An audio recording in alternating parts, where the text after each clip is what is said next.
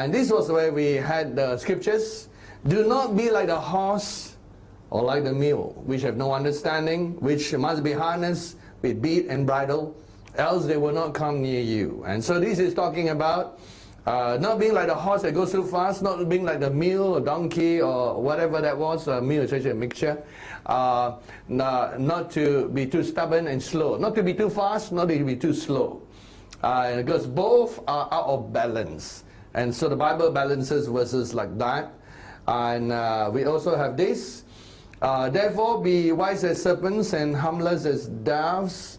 And he's saying that when you have a lot of knowledge, a lot of wisdom, a lot of ability in the area, that it's not good if we begin to use that to do harm or manipulate people. So we need to balance it with the ability to be like a dove, innocent dove, where do no evil, do no harm to people, don't take advantage of people. So that's a balance to the other side. And then on the contrary, on the other side, what we would call conversely, that if we are just harmless as doves and do no harm, do no anything, and we're not exertive in our ways, then you could be trampled upon, and then you might be made use by people, and so you need to have wisdom, and love needs to grow with wisdom. And then we talk also about from Isaiah 63, the lion and the lamb and the wolf and the sheep. And so we talk about all the contrasts that we have. A lion is courageous, a lamb is meek, and you need both qualities. And we also end up with illustrating Paul, the apostle's life, how he is like a lion. And then we show Barnabas is like a dove. He's a son of consolation. And he's one who will always help the weakest. And Paul always trained the strongest. And the contrasting character came about in a little mini quarrel that they had.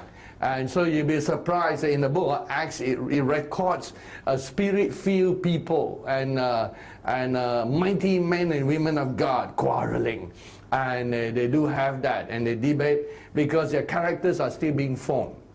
So in Acts chapter 15, we find the quarrel between Paul and Barnabas, such that they split into two different teams. Paul went with Silas and Barnabas went with Mark.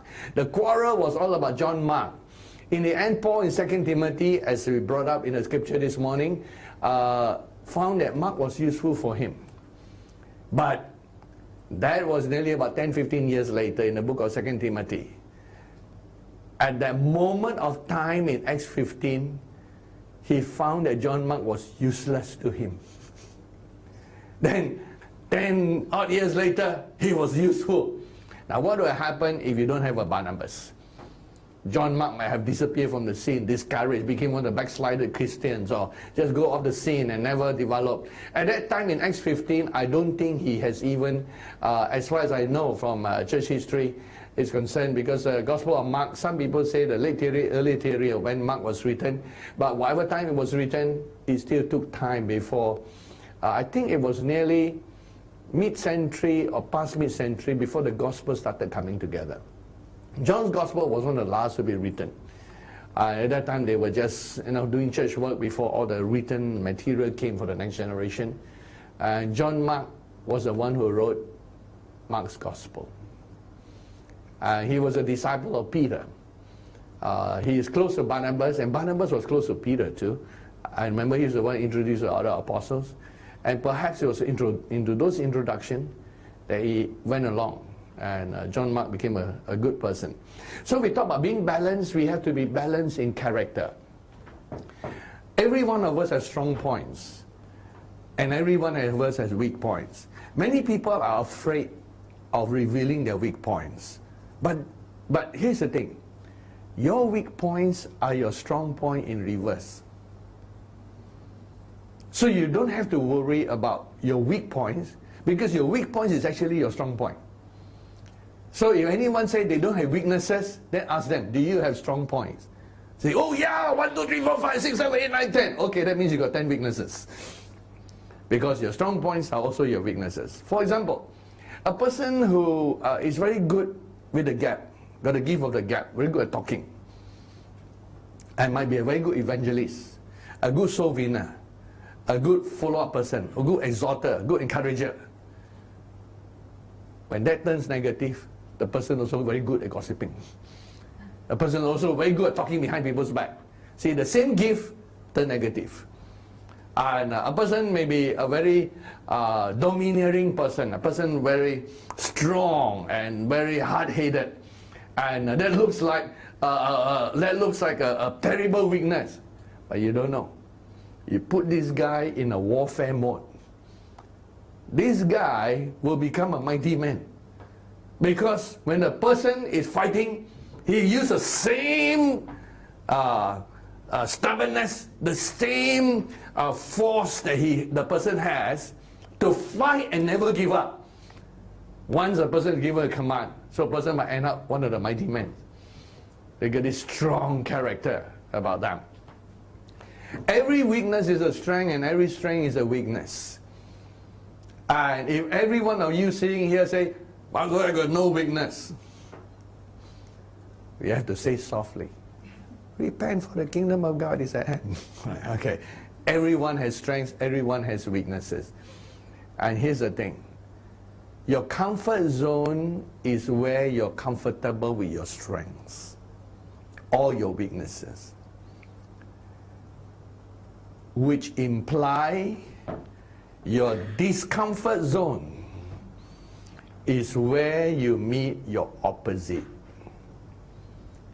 Inside each one of you, whether you like it or don't like it, as humans, brought up under different culture and different background,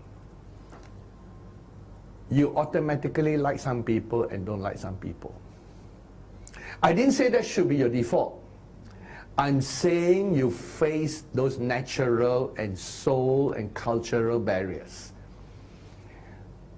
Not just because some people are likable and some not likable. I mean, that's a different category altogether. So now some people are lovable, some not so lovable, right? So how many of you have kept spiders as pets? Very few. But there are some people who love spiders, right? A normal spider, I don't find spiders cute or lovable, right? So imagine, if you got a big, huge tarantula, and nowadays you discover a purple variety, and somebody says, "Here's your pet." Cute, isn't it? Yeah.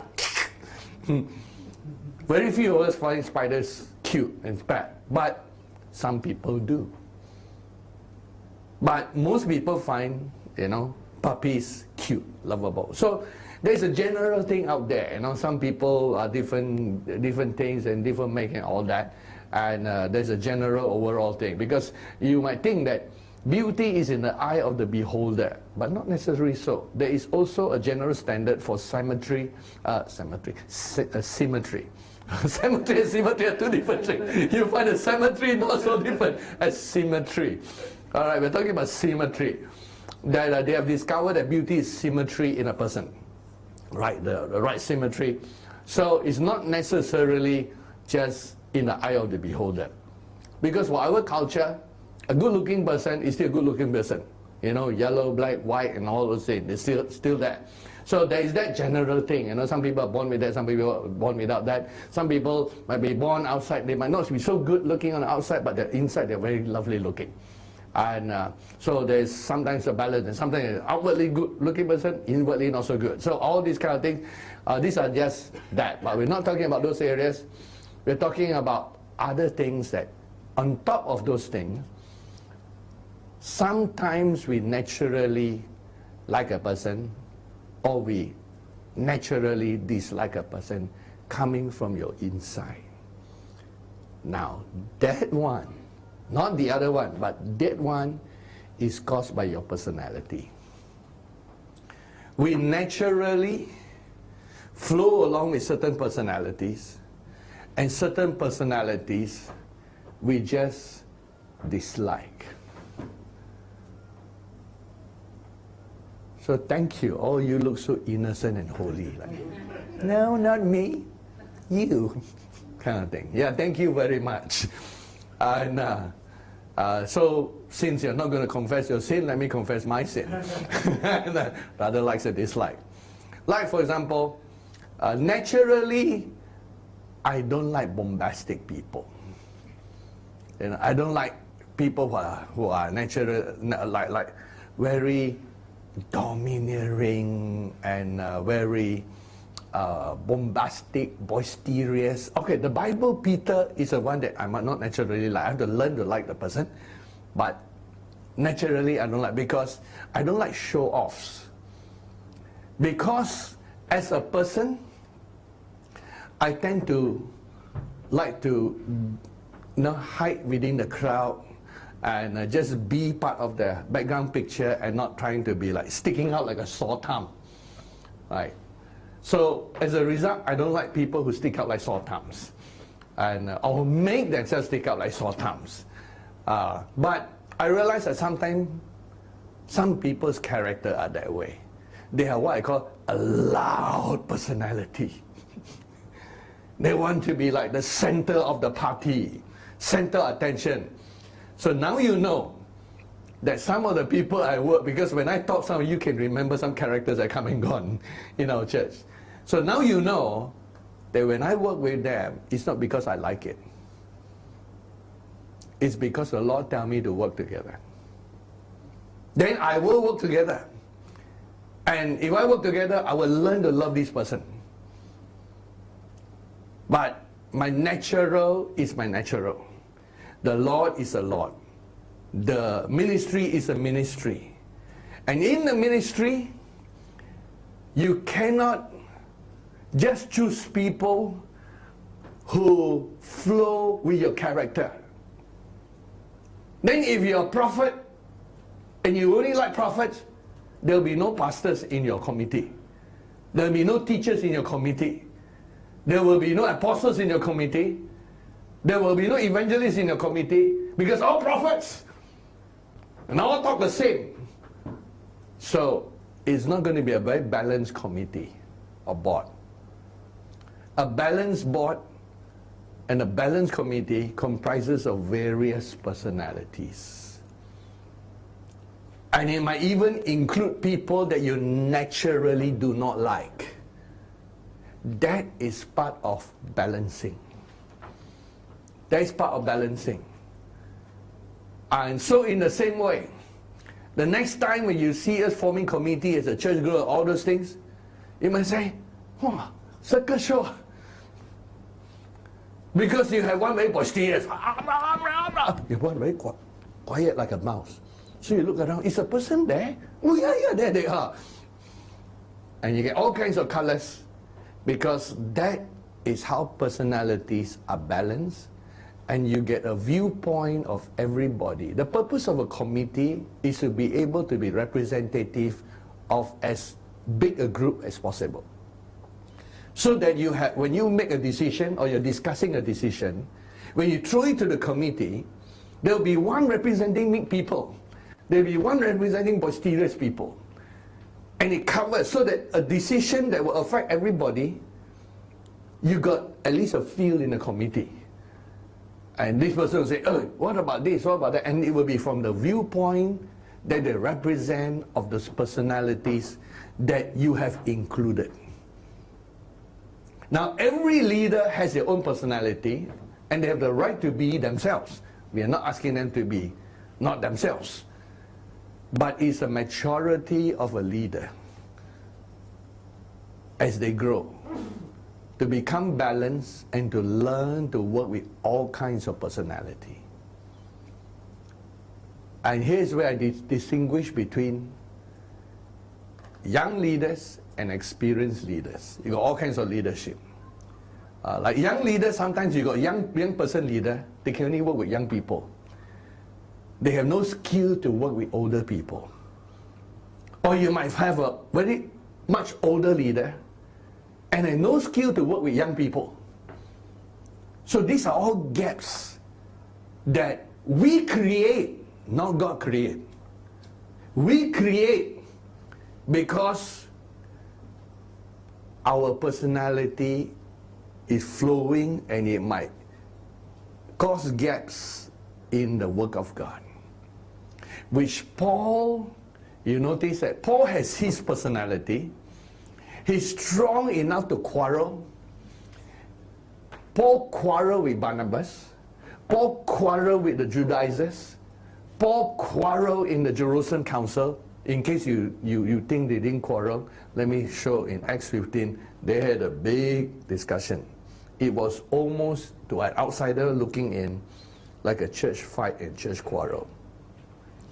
In Acts 15, it tells us, we know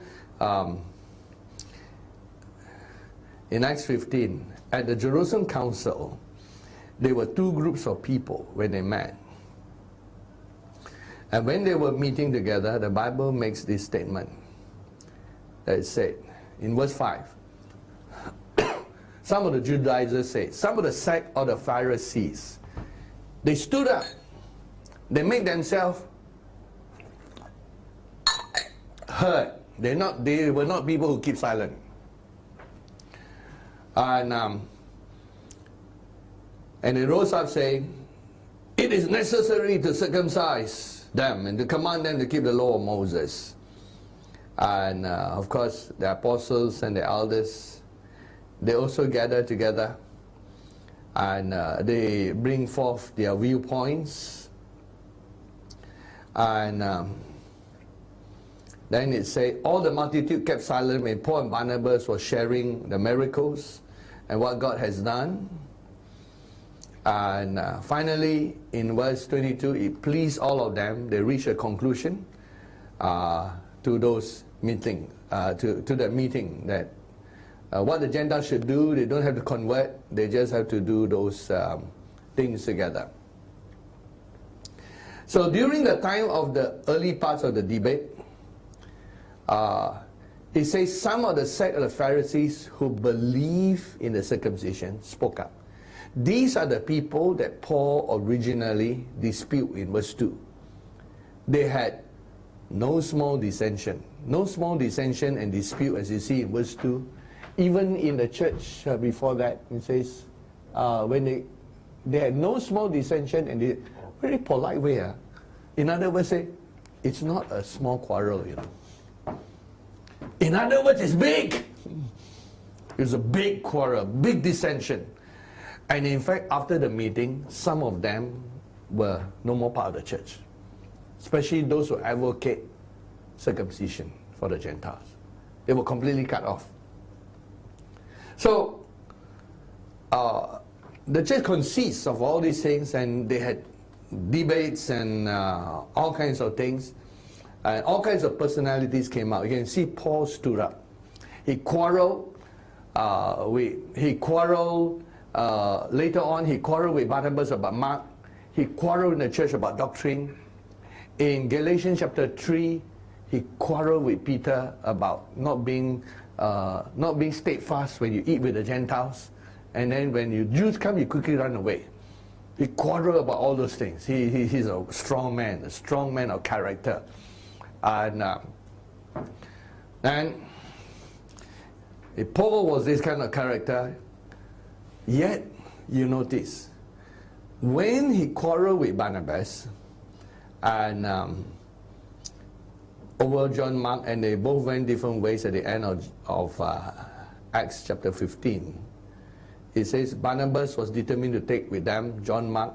Paul insisted that they could not take with them the one who had departed from them in Pamphylia and not gone with them to the work. So he was not happy with his performance. So he actually gave John Mark up. Don't want him anymore. And Barnabas still said he should. Verse 39, the contention became so sharp. Do you know what happens when a quarrel became sharp? You could be talking very hurtful things. You are blah, blah, blah, blah, blah, blah, blah. You are blah, blah, blah, blah, blah, blah. You are blah, blah, blah, blah, blah. You are blah, blah, blah, blah. Right? Very sharp words are used. You're always like that one. Blah, blah, blah, blah. Of course, a person is always like that. That's your personality. You're asking a duck not to be a duck. You're asking a chicken not to be a chicken. You're asking a donkey not to be a donkey. You're asking a lion not to be a lion. So you say, lion, I don't want you to be lion. The lion will look at you puzzled. Huh? Or rather the lion roar, ha! And then you ask a sheep not to be a sheep. You say, sheep, you should be more like lion. The sheep go, bah.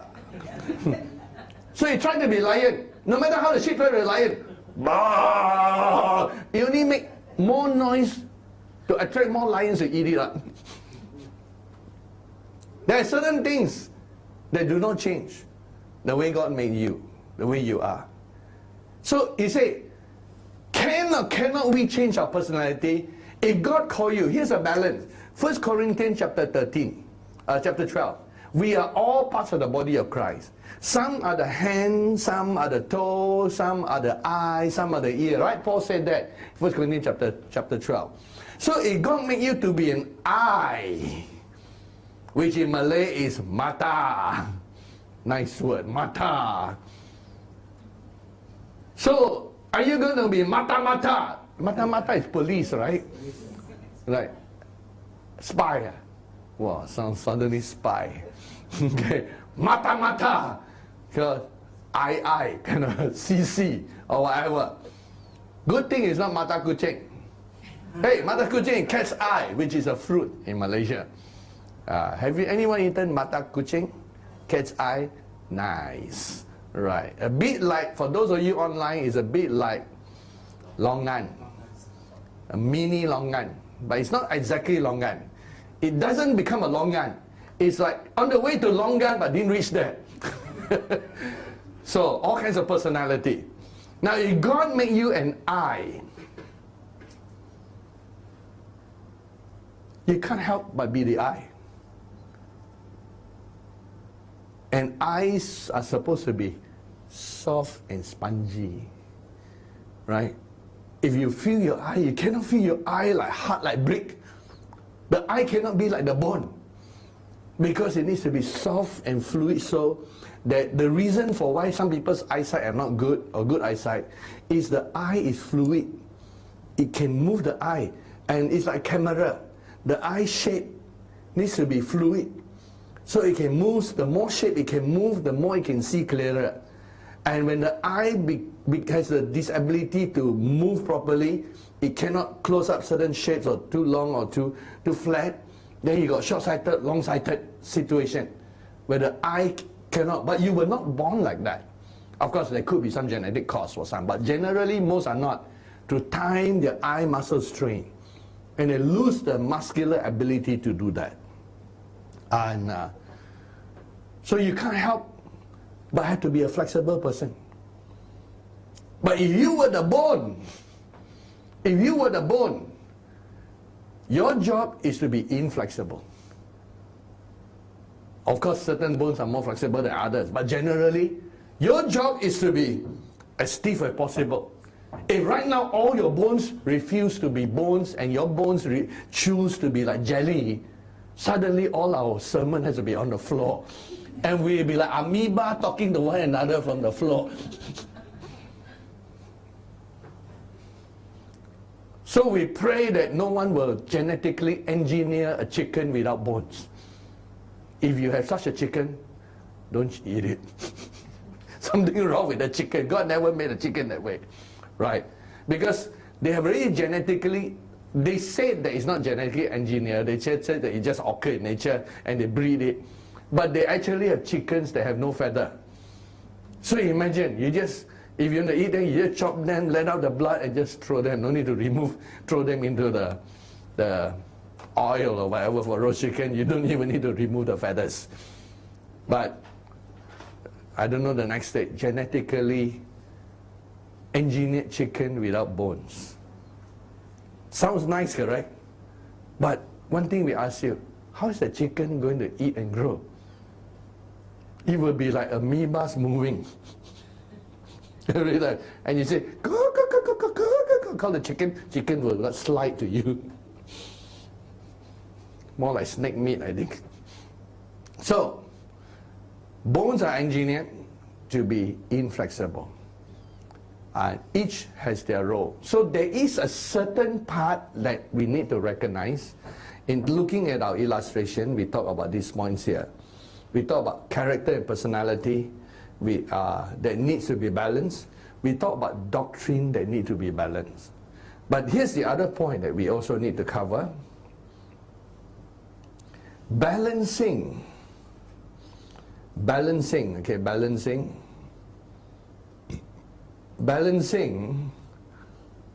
is not necessarily, there are some things we have to change. But there are some things that we need to recognize. Something is God made. God made you and I, a bone, fingers, feet. Our feet are different from our hand. The foot or the feet has to touch the ground more often, and so has to have a harder thick layer of skin. Your fingers need to be very flexible and soft to feel and sense touch. And so we need to recognize in balancing, there are some things that God has made in you and in me. It is in your DNA, both spiritual and soul. It is unchangeable.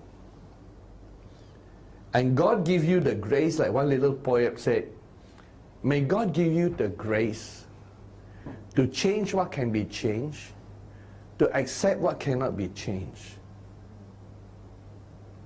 and to live your life. So some things can change, something cannot change. And we will be very frustrated if you're trying to change something that should not be changed. Like trying to make the eye a hard eye when it's supposed to be soft. Trying to make the bone a soft thing when it's supposed to be hard. In balancing, we are not saying that you should change something that is a gift from God to you.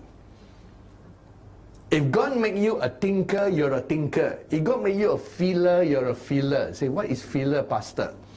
Okay, this is like Bible school, you can ask questions along the way. Which is some of the ways we are changing.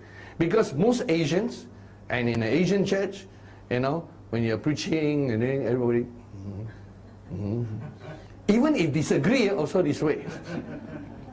So you don't know what is yes and no. But when you're in Australia and when we're in Canberra and we have the Cathedral of Grace at that time, and we still have copyright to the name, I just keep it just, you know, because it's a nice name. We had Cathedral of Grace before Cathedral of Glory. And so we put that under that. And then even in Bible study, all that, we got a few Australians. And it grew to when we were teaching, I remember one Bible study, and this guy is a bit weird kind of thing, this Australian guy. And he's quite a violent guy, he has a history of violence and all that. So we were sitting at this table having Bible study, and then suddenly he pushed a chair away, stand up. I disagree with you. I said, okay, you can disagree, but you don't have to stand up and be so loud kind of thing. I say, wow, you know, I have never seen an expression of disagreement that loud, right? Most Asians would put out the hand. Can I say something else, kind of thing. But this person just stand up, kick the chair, and say, I disagree with you. Well, he's going to start a fight. And so if you have never preached in such a situation, well, praise the Lord, may God give you that experience. And so that's a Western culture, Western society. You disagree, that kind of thing. And so this particular person is very, very, very strange, you know. And one day he came to the church and he was acting a bit violently to someone. So we sort of say, hey, no, cool down. And then he want to turn around and fight, kind of thing. So it's a very expressive culture. So when you grow up in the Western culture, you express yourself. Then when you grow up in the Asian culture, you sort of hold back your expression. Suppress, okay. So express, suppress, good word, thank you, poetic. So there is express, suppress, then become oppress. Right. So it is, and then there is body language courses and all that, and you can see that even the way Asians laugh are different, unless they are a bit Western educated. They have this scenario and they show, You know, most Western people when they laugh. I've got some of you laugh that way, you've been Western educated or whatever, or your parents really let you loose. But when most of the Japanese girls and all that laugh, have you ever seen a Japanese girl laughing? No, most of them would. Right? Unless a Japanese girl grew up as an American or Australian and they adopted the culture. But most of them laugh. So you're like, hey, why must laugh like that? Laugh. Right. And so I can see that none of you are laughing like that. Right? So you've been really different. Singaporeans laugh differently. I don't know how they laugh. But you are the example. Right? How do Singaporeans laugh? They just laugh. Whatever. Very seldom do you laugh with your finger covering your mouth. None of you do it. Right? You just laugh. But in the Japanese girls laugh. In that way. So, culture has suppressed some expression. Maybe good, maybe bad. Because everything got plus and minus, pro and con. Because as they grow up, they are more what I call homogeneous. They want to work together. They will suppress their individuality to work as a group. Whereas in a Western culture you grew up, you want to express your individualism at the expense of the group. So there's pro and con. In the end, all these cultures come into the church, and COG is going to be like international church and international culture. Even the way we sing Oasis of Love is different. Same song. When sometimes, you know, you all sing it here, I found an oasis of love, the pastures are green. Yeah. So, hey, what is that? Oh, Singaporean Malaysian style. And sometimes, you know, in Canada, they sometimes sing differently. You know, I found an expression of love. Right, different style, same song, different place, same church covering. There is culture differences. And some things we don't have to change. Some things are unique, and the way God caused each one to be unique and lovely. In balancing, we need to recognize what must not change. And that's a skill. What must not change? Because if you change too much, everyone becomes like a mole. They all move the same. Which is why when we teach people to preach and teach, one of the first things I emphasize is don't preach and teach like me. I remember, don't be like me in preaching and teaching, but be like me at the same time in other ways. You don't have to be like me in the style. Because my style is like a professor style and from the intellectual side. But when you preach and teach, preach your style. You can have the same revelation, preach your style. And some things will rub on each other, and there'll be certain things that people say, hey, that's COG style also. Fine. But some things must not be changed. Everyone must hold to. You see, when you change everything, you lose your stability, correct? Everything cannot change. Some things remain. Some things grow and become stronger.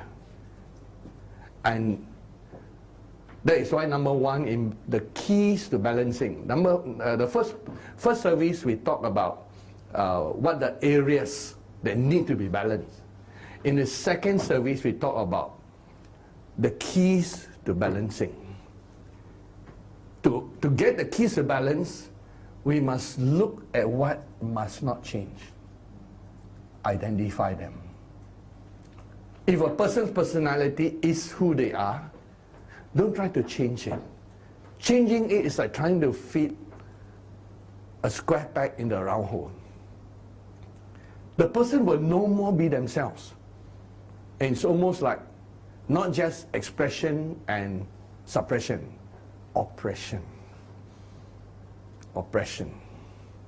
Which one day will become depression. And then after depression, the person go cuckoo, cannot be themselves. Then it becomes obsession. Then hopefully it doesn't lead to the rest of the sins, possessions, and all the other thing, and suicidal thing.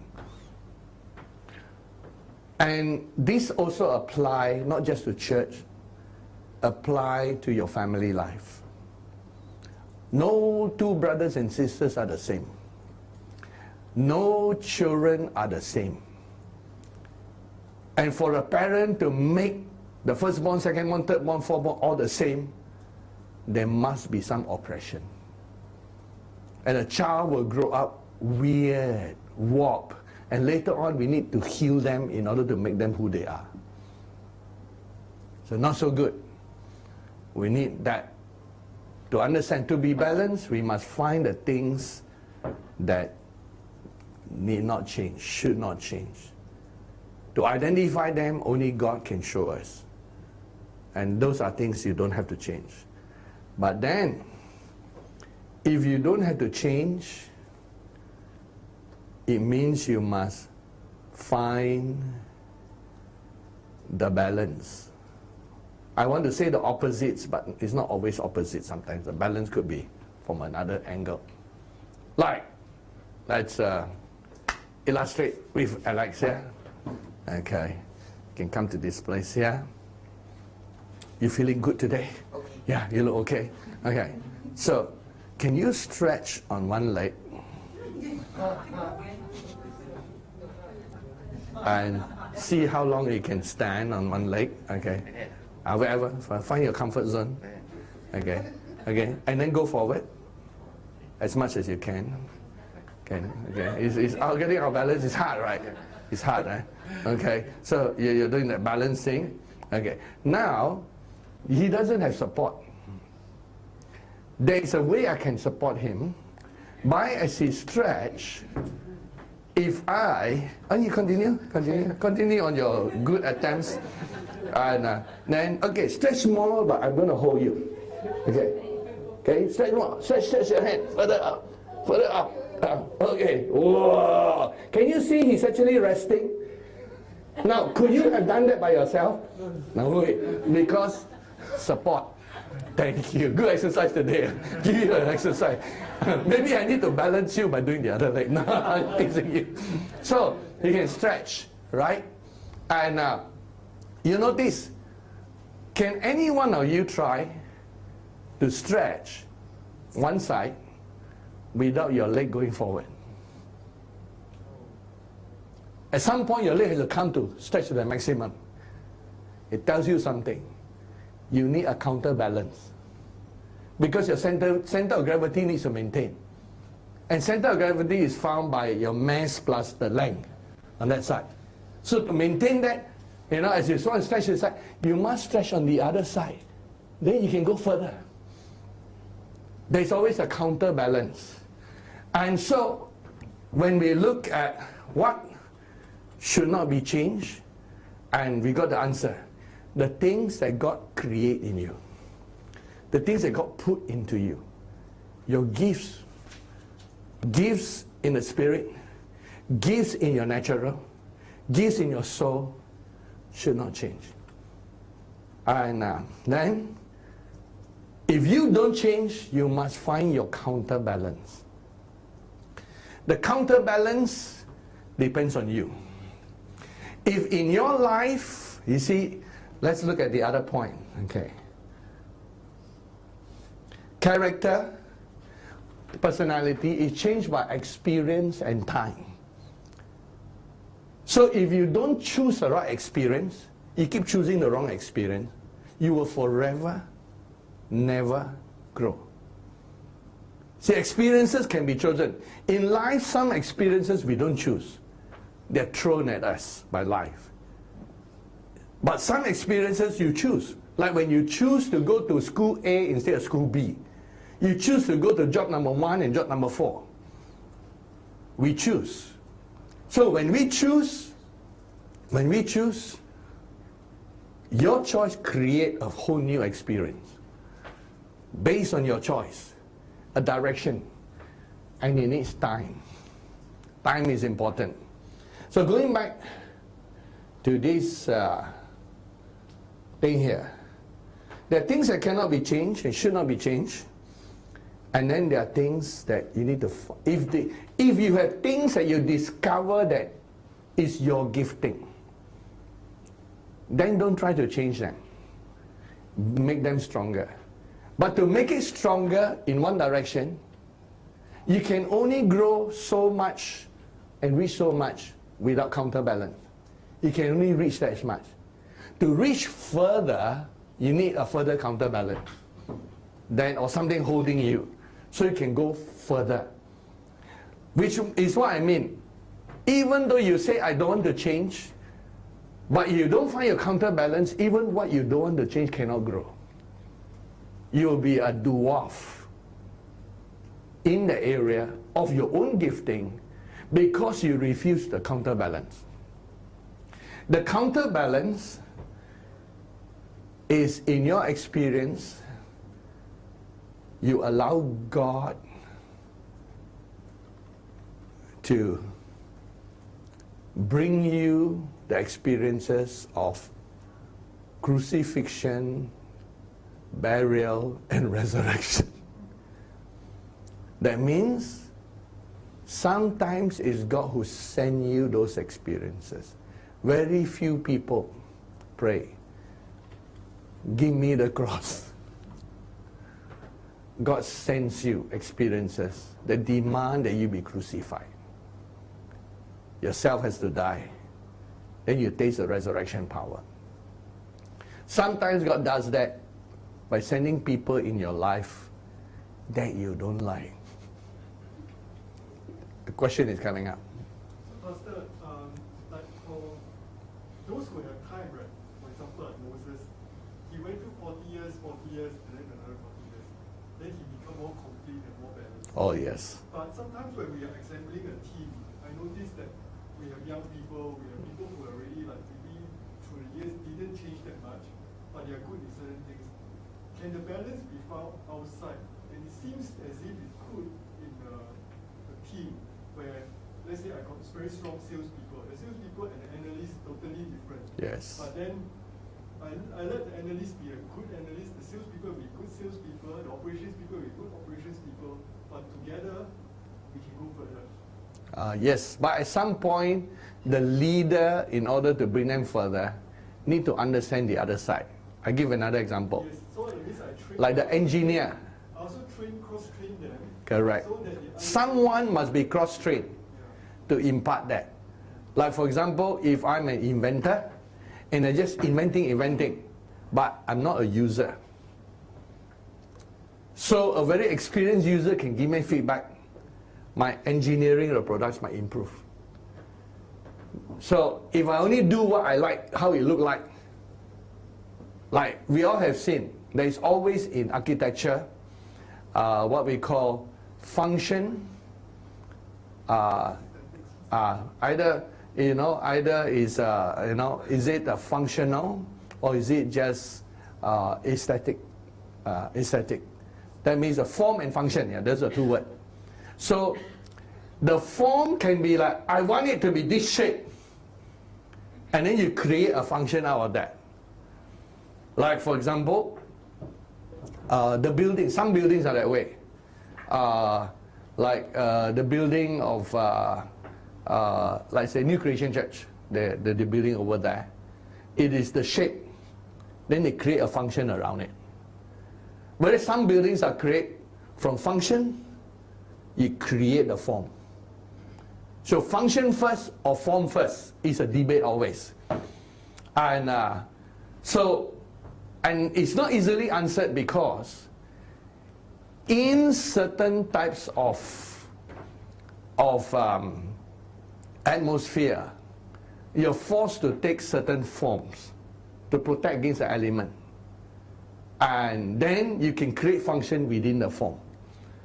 Like for example, if in a desert, and you're building a house in a desert, Whether you like it or not, your windows cannot be too big. Because you need to shield from the sun. And so as a result, your walls might be thicker, and the way the form and shape takes, it has to answer to the heat. Then after answering the heat, then it can look at the function within, what shape it takes. Which is why sometimes environment forces a certain shape on you. And you cannot have what you like. And because it's just environment or cost. A cost. You can build, if you got a lot of money, you can build any shape you want. You can even build a whole building, you know, like like a upside down pyramid, if you want. It will look fantastic to people. But have you seen upside down pyramids?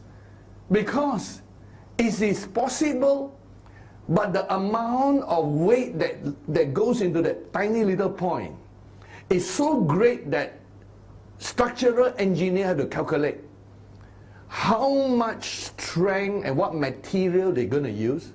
Maybe steel might not even be enough. They might need the new one, you know, what I call carbon fiber that can take that kind of stress in order to be an upside down pyramid. And it looks fantastic. And then they might have to change the material to lighter shape, lighter form, so that it's less weight on one point. Otherwise, the whole thing will come collapsing down. And then they have to also calculate if the building is empty, is different. But if it's a housing area, what happens if everybody, you know, is present on the left side and it's occupied? Will it topple? So they got to calculate that also. Which is why when you're on the plane, you can choose what seats you want. But the one who actually give up the seats cannot fill the seats one side first. You know, no airline will fill the seats on one side of the plane first. So the pilot fly, you know, he has to control the plane. There's a bit more. They will always distribute the weight of the plane. So they will put the passengers, you know, on equilibrium on both sides. It's unlikely that all the passengers will go to one side of the plane. And it's quite unlikely. But because the plane's wing structure are there, that even if it does happen, they must have calculated it for that. But generally, it does make a plane harder to fly. Still can fly, you know. If all the passengers suddenly decided to squash into one corner, which should not, you know, for experiment's sake, also too dangerous. And the pilot will have difficulty, because the plane needs a weight distribution that is there. So you can imagine, if you, environment and finances, it's going to be expensive building. It might cost you that, let's say you want to build a building that houses 1,000 people, and you want it to be upside down pyramid. Let's say it might cost you $1 billion to do it. But you could build a building to house 1,000 people on a normal standard square block. And it might just cost you $10 million. So it's also a money concern. You can build anything you want if you got unlimited money. But when you got limited money, materials, shape, maintenance, and strength, and all this that be calculated in, it determines its form. So I'm trying to show that sometimes you cannot choose a form. There are limitations to the form that you can create. Like how much money you have already limits you to any exquisite shape you want. You want to build a house that looks like a mushroom. Oh yeah, you can. It just costs more money, right?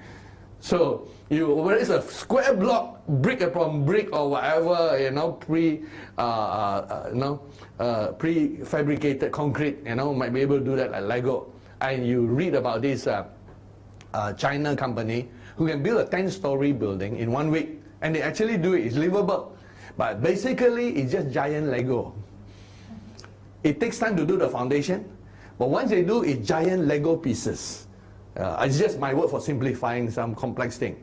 And they are all prefabricated concrete that they put together.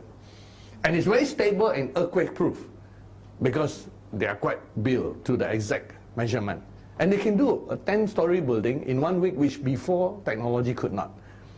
Because now can be precision, calculated, computerized, and everything. But the basic building is still the shape. No, it's not really exquisite. They may do the decoration different and all that, but it's still that basic rectangular shape. Whereas buildings with extraordinary shape, like it become a work of art and all that, add cost and expense to those things. So sometimes there's limitation in form. But to me, the best is always the form flow from function. If there's no function on it, why put a shape there? In Singapore, you got quite a few buildings like that. There's one building that it used to be like a sharp edge, like a sword, two buildings together. And that's the one next to the land that the Malaysian, what is that? Gateway. Okay, it's sharp like an edge. And then they do their feng shui thing, you know, sharp like an edge. And it's like a knife cutting. And then the guy who built the brown building, I forgot what the brown building was, he built it just exactly, the two edge miss him. This is really feng shui. And then that piece of land was always there, remember? The empty piece of land was there. You always see that lovely, that brown building is lovely. You know, I've been there one time with one of the Christians who took me there for a meal. And so you could see, you could literally measure, you know, that knife edge right at the edge. So somehow you must ask the architect with his feng shui, don't cross over, because it'd be like symbolically the building is being cut by the knife or whatever it was. Then that empty land that after negotiation became part of the Malaysian joint venture with Singapore, railway land, remember? They give up the railway land so they get a piece of land. And they build it. Guess what shape it is? It's the shape of a shield.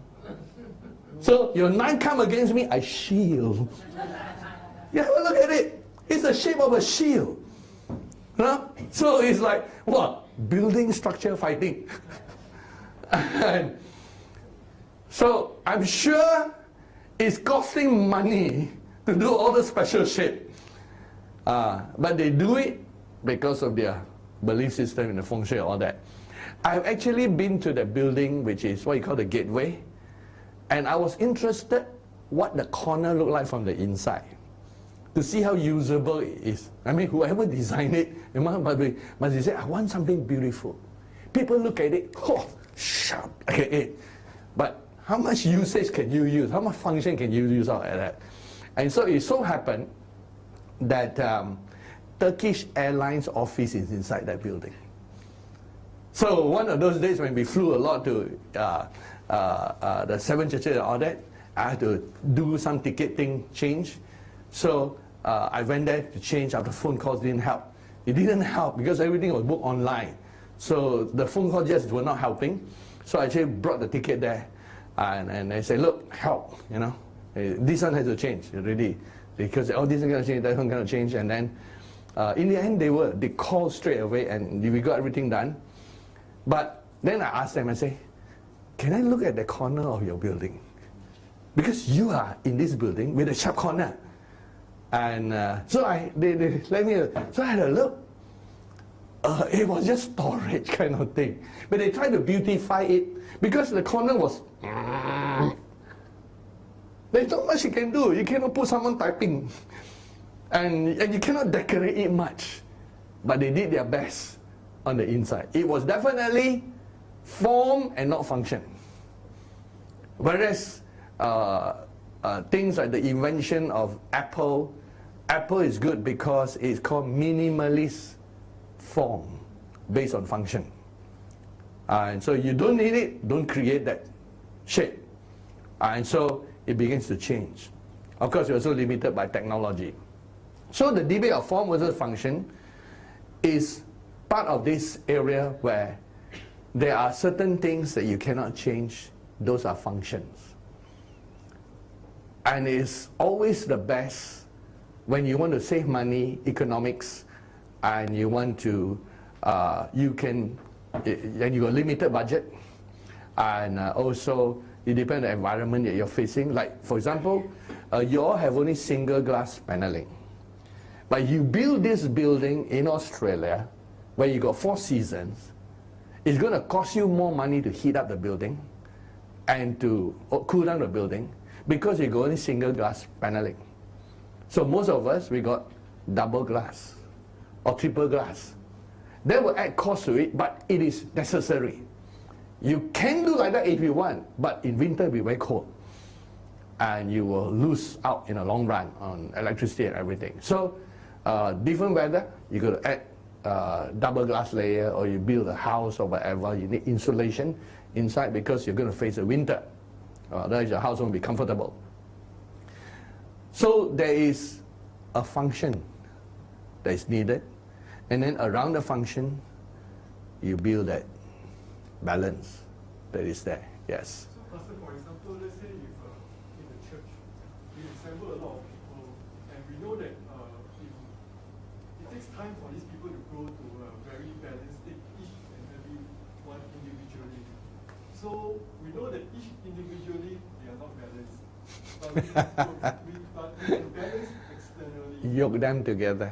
Yeah, so put them together. Yes. And then they have a common vision. Yes. Common objective, which is a common form and function that we want to achieve. And then we have them arranged in such a manner that... Correct. We take one illustration for agriculture. When you see 2 buffaloes or 2 cows pulling a plow, one of the buffaloes is more experienced than the other. And so let's say you got many plows. When 2 buffaloes become very experienced, you will change and take that 2 experienced, one put on that side, one put that side. And a new buffalo will be put with the older buffalo. You don't put 2 new buffaloes together and they your plow go like that, right? Or your land cannot be plowed properly. So they put usually a young buffalo with an old buffalo until the young buffalo is trained. Yeah. Not necessarily calling everybody a buffalo, which is not a good word, but all the buffaloes are supposed to be very strong creatures. And it is important for us to have the mixture, the proper mixture. Like Christmas is coming, the Christmas tree could remind me that one of the delicacies of Christmas, if you can find it, is the fruit cake. And they got so many versions of fruit cake. There are a few famous names that in US that they sell fruit cake that they export around the world. I've tried that one. My category 4. 10 is my best. But there's a one homemade one that was made by a particular person no more with us. 7. You take one bite, enough rum, enough all those things inside, and it's soaked nice and juicy with all the fruits inside. And I particularly say I want to see how it's made. And I personally bought the rum myself when it came out from the airport. I said, here are 2 bottles. And so they did. And there is a technique. After they cook it, the basic ingredients are the same. But there was a technique after they cook it. They will pour the rum, and then they will wait.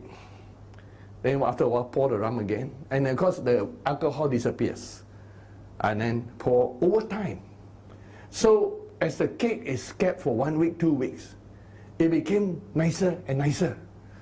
Wow, that was the best fruit cake I ever had. And you can wipe out your saliva right now, it's dripping. But best fruit cake. I would like to beat that one and one day learn how to make a fruit cake out of that. So there is what we call, there is a mixture. And then the technique of doing the mixture. So when we put together people, it's not just putting together, that's it, it's problem solved. Discipling is different from converting people. Discipling takes a longer time. Giving birth, I know, giving birth is really quite stressful for mother giving birth. Their bodies go to hormonal change, and then when they give birth, boom, the body goes through where all the hormones stop being released so they could feel that, and so some mothers go to depression and all that because of the hormonal change. It's quite exertive and a giant stress on the body to give birth, right? So all the men can say amen. Only the ladies know what it's like, those who have babies. Those who have not yet, you can look forward to it. In the glorious church time, it will be different. Okay, blame it all. Oh, no, don't blame it, but the history started from Adam and Eve fall, right? So, but even though it's already a lot of work, 9 months in the womb, giving birth itself is a stress. The body takes time to recover. The greater work is actually bringing the child. That's even more work. Because now the child reacts, interreacts. So the solution is a discipling continuous reaction, which means that putting the mixture together, or putting people together, putting the old buffalo with the young buffalo together, you need time and experience, action and reaction. So depend on the young buffalo, stubborn or not so stubborn. He might push and strive it, and the old one would carry the weight. You do not know. Each has its personality. And one of the things you learn about the animal world, each animal got their own personality. Surprising, eh? They are also like human beings, got their own personality. I think it was last week I talked about the crows. You know, some brave, some not so brave. And the magpies. Yeah. And so, looking at that, let's look at Paul's experience, and we learn from him in the book of Acts. Immediately after Acts 15, he already got a new team. Then when he went to the next city in Acts 16, he saw a young pastor named Timothy. So he saw the young pastor, and that young pastor was like a half-breed. He was half Jew, half Greek. And he was well-spoken, got a good reputation. And Paul wanted to take him to be part of his team. You see, Paul said no to John Mark. But he knew he needed a young man with him. And so he actually chose him and asked him to follow along. And before that, he was not even circumcised, because it's not necessary.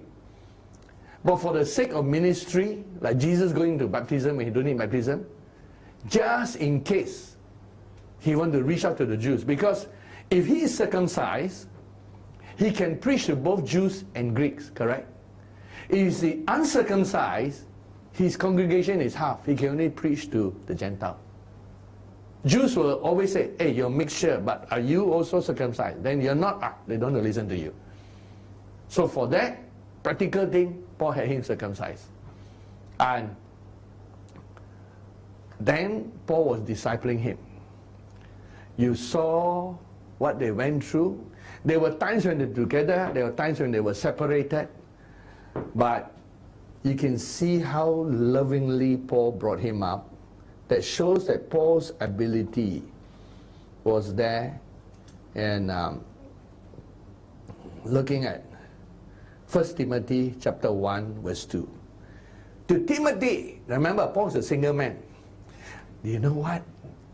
I think it's also good for Paul.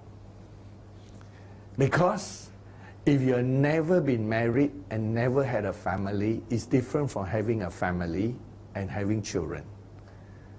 Sometimes it doesn't mean that you cannot have the experience. You can have that to adopting, or to maybe your niece, your nephew, that you learn to take care of them. The motherly instinct or the fatherly instinct. As you know, nothing can replace experience. Theory is theory. But you actually brought a young child up. It is something that no theory can teach you, if you bring it successfully. So, whether we like it or not, if you have never brought a child up, never experienced that, you can read all the books you want. But it's a different thing to actually do it. And It gives you an experience that most people don't have.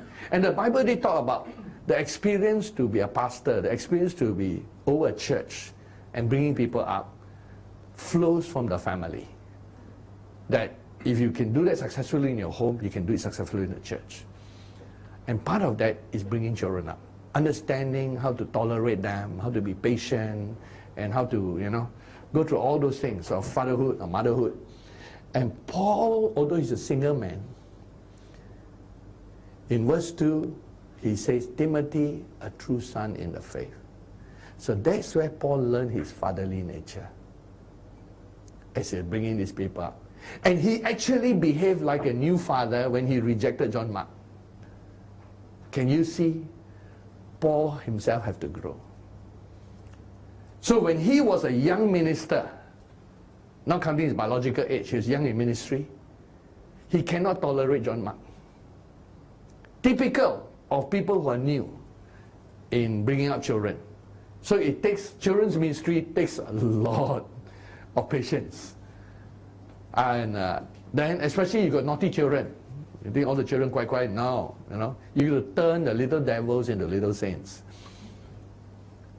Sometimes, depending whether what background they come from. If they came from a Christian background, it's good. Some, if you're a bigger group and some got really oppressive homes, then they'll display all those behaviors. So you need a lot of patience. So Paul was like, I'm trying to show the insights of Paul.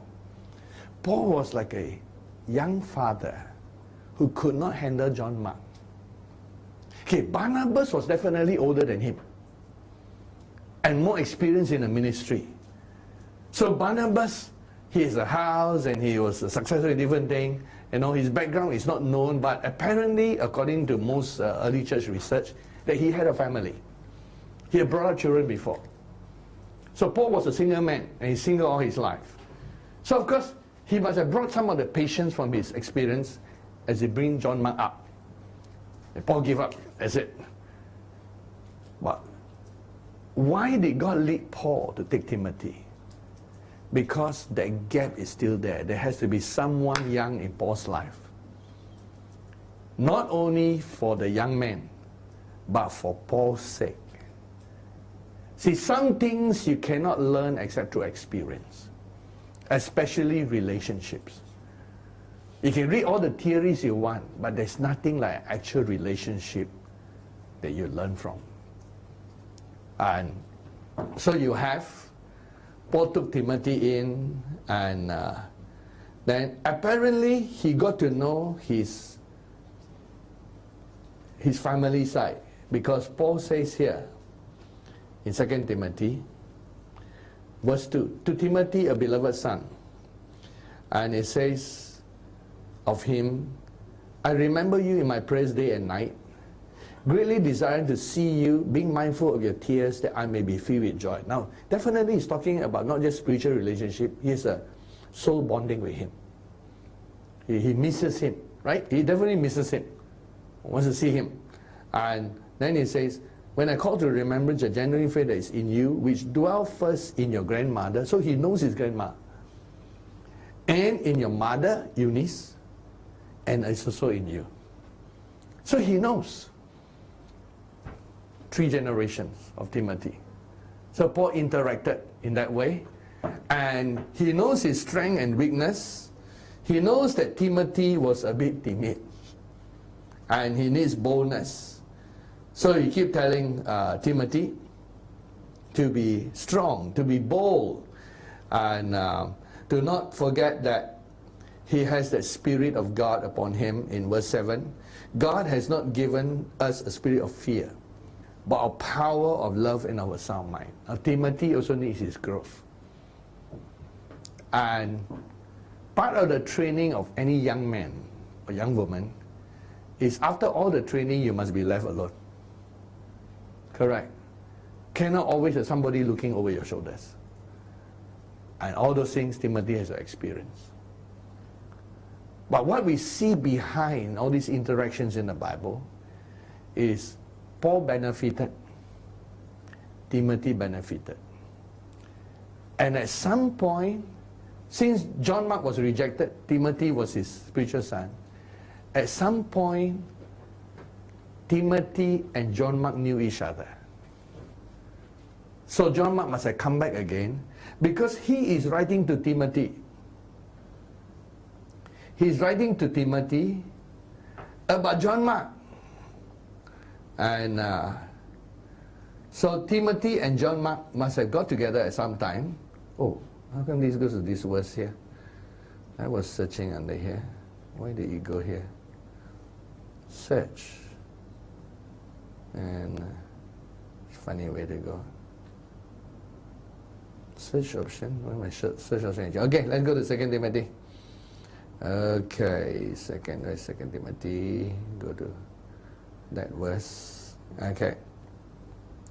So as he writes, towards the end, chapter 4, verse 11, only Luke is with me. Get Mark and bring him with you, for he is useful to me for ministry. Now, who is he asking? He's asking Timothy, his spiritual son, to bring John Mark. So John Mark and Timothy must have met at a certain stage. Before this, got to know each other, became part of the family. And so you can see that when John Mark came back into his life, perhaps it might be through Timothy, and perhaps then it came to, I wonder, because the Bible never record. After Acts 15, when he didn't want to have anything to do with John Mark, what was it like the first time John Mark came back into his life? Was it very awkward? Very quiet? What was it like? Were they like eating very quietly? Especially John Mark. After all, he got scolded by Paul and rejected by Paul. How are you, son? I'm okay. How's things with you? Oh, very good. I wonder what it was like. And after the ice was broken slowly, Paul became more congenial, more soft. I would say Paul has grown in his character and personality. John Mark also has grown. He now knows when you come under Paul, don't ever fail him. Fail once. I don't think John Mark failed Paul a second time when he came back. So, personalities in the Bible. And let me add more color. What is the closest animal that you think can symbolize Peter, the apostle? The one in the Bible. Okay, what type of personality do you think he has? Okay, anybody want to volunteer? Horse, huh? Good. Anything else? Horse means he always going very fast. Correct. You got many incidents to prove that. Eh? A bull who charged. You know once a bull charges, they don't see much, The bull goes and they go. Okay. We apologize, Peter. But we are teaching so we can be more like Christ. Okay. So it's like a bull. It's okay. He's okay with that, So like a bull, like a horse. What else? There's one more part about him. Being the one who, he will be the one who goes to places, go boldly, where no one has gone before. Not even where the angels don't want to go. You go, right? But there's one more part, it's the personality that also came out. Eh? Boldness and zeal. Boldness and zeal, yes, that is part of the boldness. There's one more you must see in the Bible. I'll give you a clue. The one that caused him to answer so politely to the Judaizers. What's the personality? That's not like bull, remember? He's not like a bull. Before the Judaizers, they say, after the fantastic revival in Acts chapter 10, when he get back, they were there. Where did you go? Hey, who are they to ask the apostle? But the apostle meekly says, this is this story that the Holy Spirit came on them. What can I do? We just have to baptize. It is like answering the question with a soft question. Lamb. Hey? Lamb. A lamb. Interesting. Eh? A dog. Wow, you calling him anjing ah? A dog ah? He was called, but he submissive to them. Submissive, okay, but I won't. I can take the character, but let's not call him doggy, right? Although I like dogs, and that's the same character that in Galatians, when he was eating together with the Gentiles, and then the Jews came in, he quickly. And Paul was upset at him. Now, what kind of character was that? Snake. Okay, let's identify it. Okay, it is a fear of man. While he has boldness, he has a fear of man. And here's the thing that we must learn. And let me illustrate. Because remember, I used to illustrate with a rubber band, right? So let's draw a healthy person here. Sorry, again, like gingerbread man. Okay. Let's say this is a healthy person. Okay. If I were to squeeze this person, and let's say their mass has to be that mass, right, in illustration. So if I were to make the hand smaller, not in scale, part of the mass have to go somewhere. So, let's say go to the legs. Wow. So, if I squeeze it, and let's say if I'm making a gingerbread man and plasticine, and I want that amount of X gram of flour, then if I squeeze the hand a little bit, then the other proportion has to grow bigger or thicker. This is something like what happened to the DNA. When a person is very talkative, something in the person must find a place for quietness. Otherwise, they will become mad and really cuckoo up there. And a person who is like a bull, brave, charging, non-stop, there will be a part of them somewhere that is kia kia kia su kia si. The other side is kaka kaka, right? This is very brave to balance their internal framework. So someone who seems to like a lot of publicity, there will be a part of them that hate the publicity. That they will express in a way of avoidance. The healthiest person to be is to be balanced in all. But you're balanced in every way, you cannot move to the extreme to achieve things. That is a disadvantage. If you want to be like Mr. and Mrs. Average, you can only accomplish average or below average. Cannot win the race one. Mr. and Mrs. Average will never win the race. And Mr. and Mrs. Average will definitely be disqualified from being the mighty man or mighty woman, because those are exceptional guys.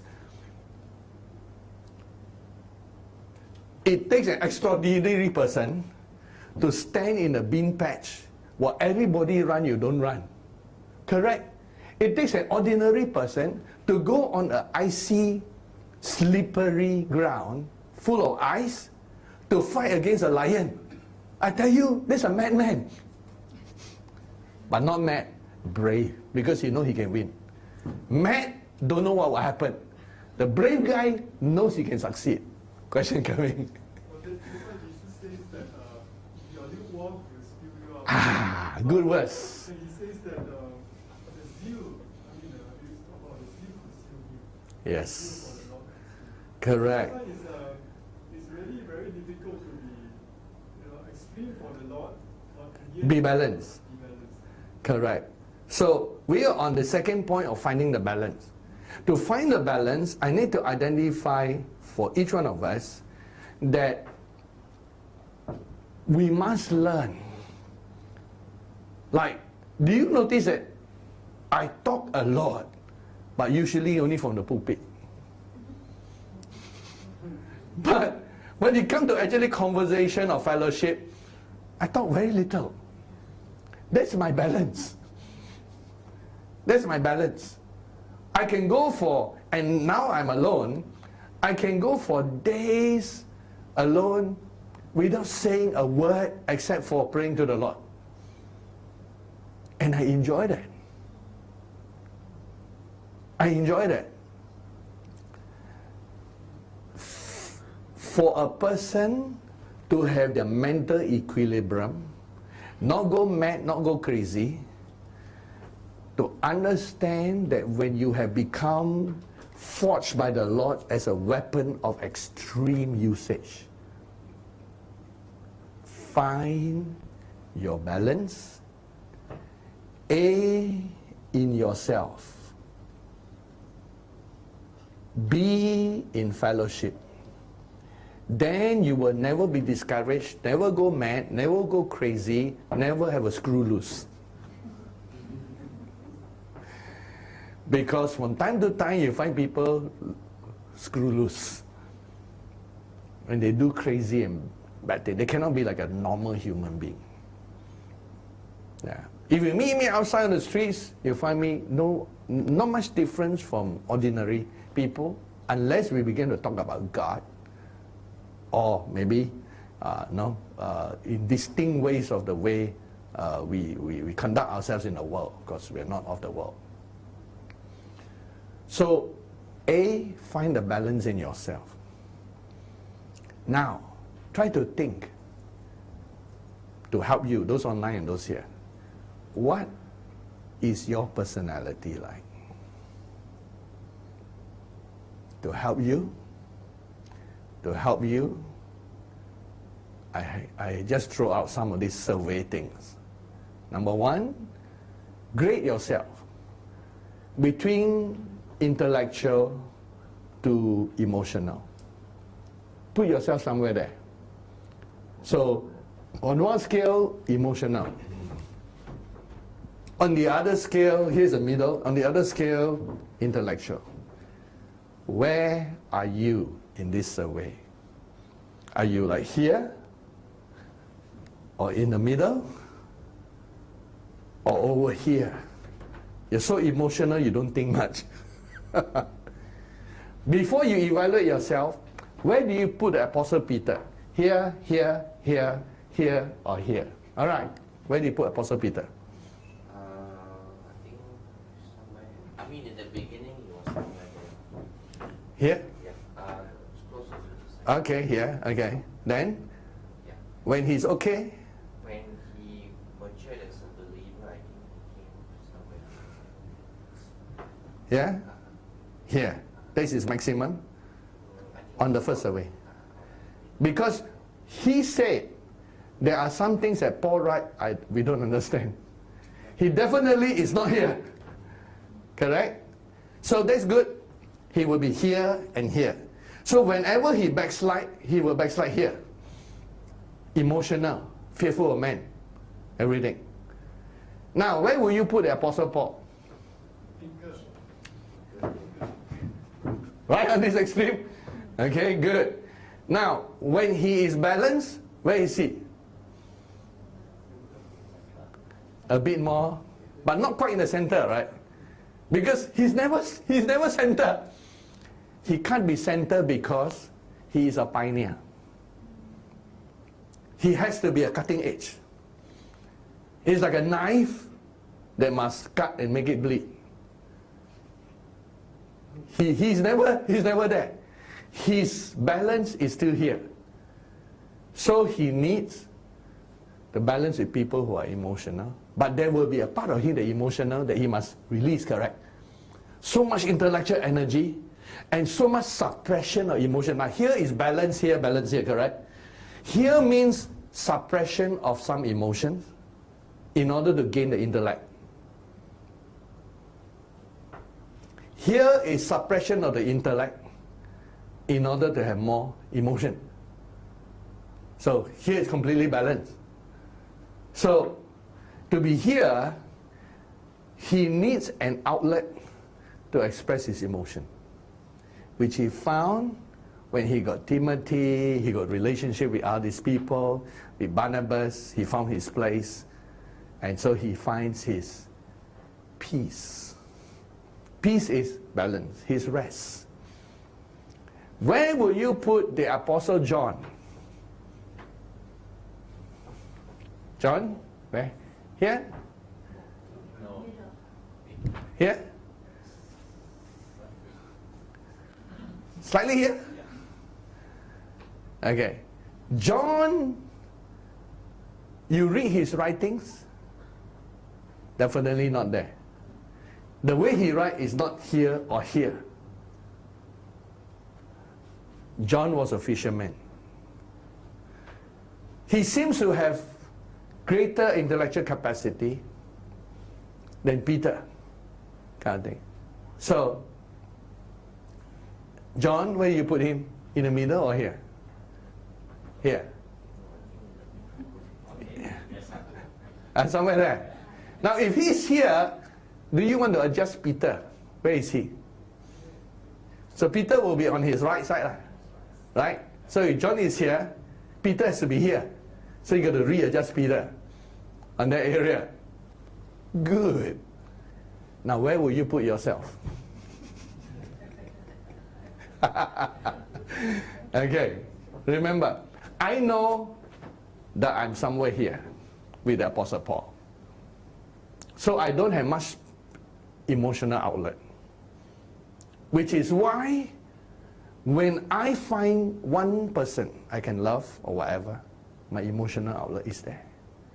It is my balancing. Because you need that to be balanced. Yes. Would you love a person more who is more intellectual than you? Because you can do a lot of sparring.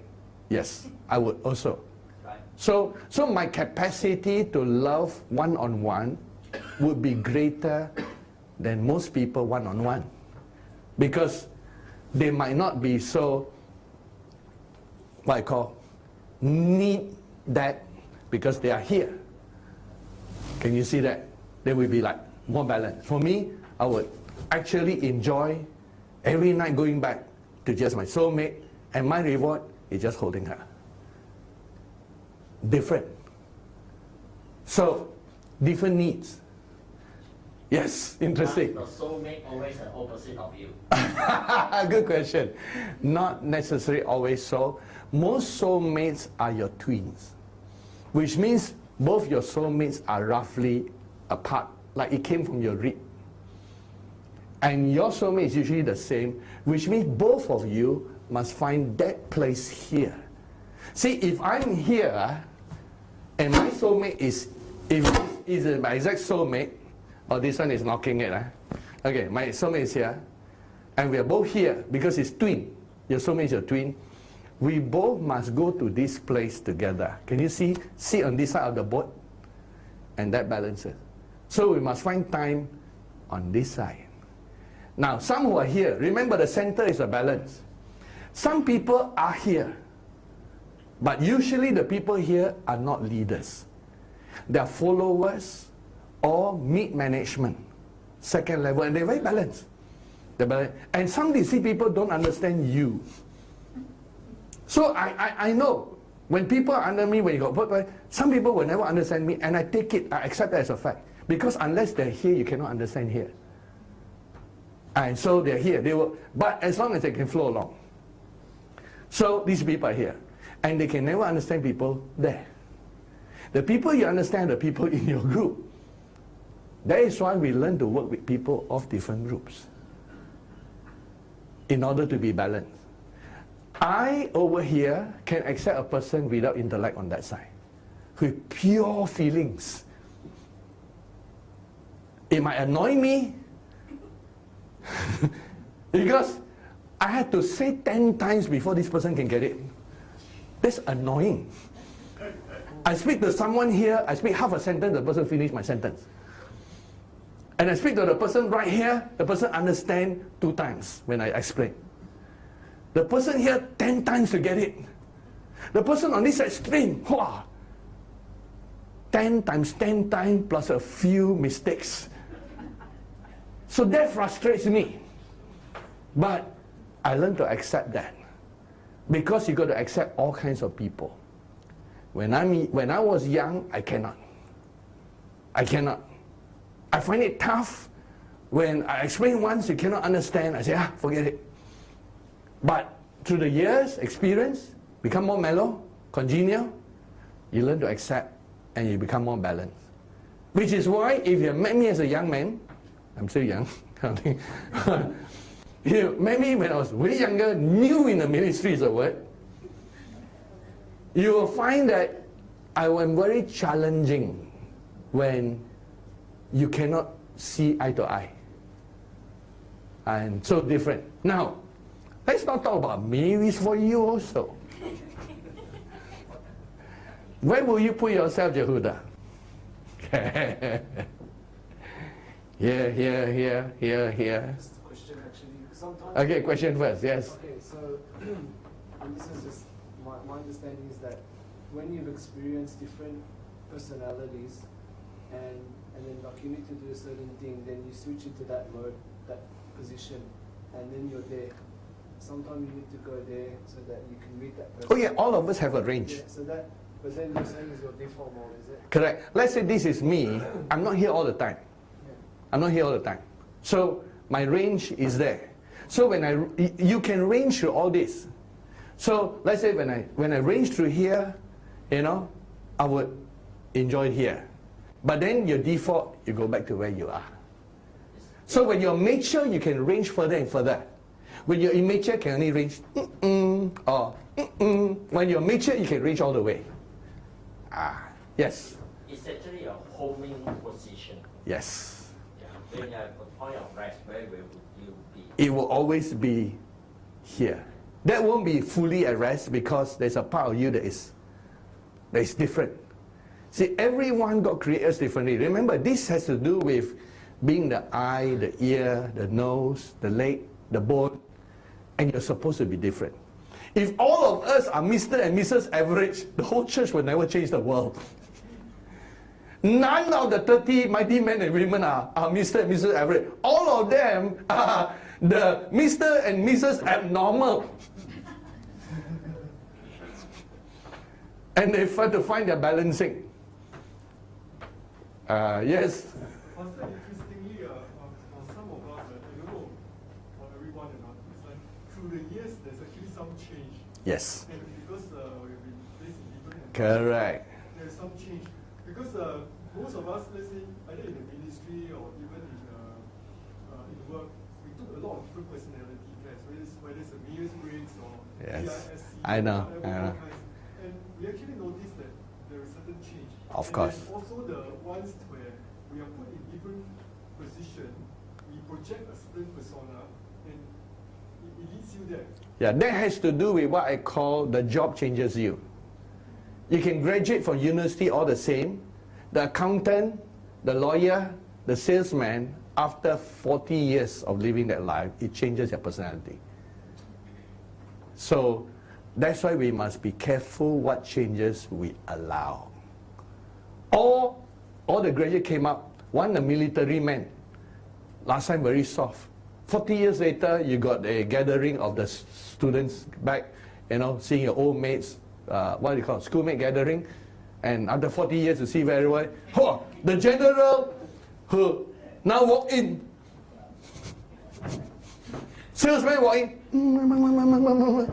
The lawyer, watch who? And you say, hey, when we graduate, you're all not like that. That's a change. Yeah, so that means we sit under your ministry, but we are also changing because of the environment. Yeah, the more experience I have, the more I can change and help you all. Which is why you can never grow beyond your leader. You can do greater things than your leader because of your special gifting. But in terms of personality growth and maturity, you can never go beyond your own leader's maturity.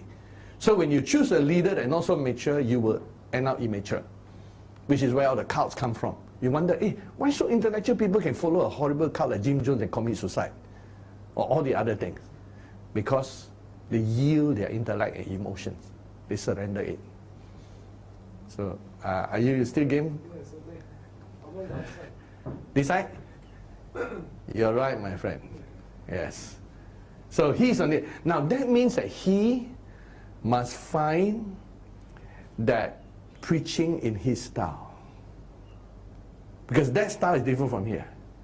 That means your preaching style will be like, you'll be talking about one of your experience. And then as you experience, and you might not link everything together, but yours will be like a parable that comes out, and people will find a link. See, finding your true self is important. And being an engineer, you would have developed this area too. Otherwise, you wouldn't have graduated. So you have that, but it links slightly differently. And you must be bold in who you are. Don't have to be like me. Be yourself. Okay, this one I'm going to ask. Where do you all put Pastor Alex?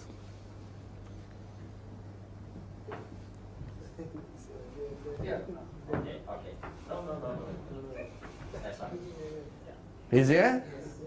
So he's here, where am I? I'm here, putting me here. And you put Alex there. I'm here. Where do you push me to? I must be here. I must be here then. Why you push me to here and put Alex here? Alex, where do you put yourself? I think about there. About that. So you're pretty intellectual, fast, quick. Okay, why you put Mrs. Alex? Here. Yes. Wow, 2 gaps ah.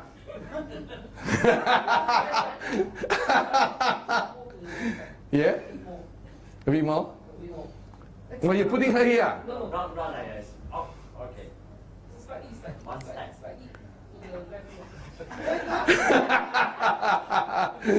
Okay. Interesting, eh? Okay. I would put Alex. See, he put himself here. He put himself somewhere here, right? You're putting him there. He put.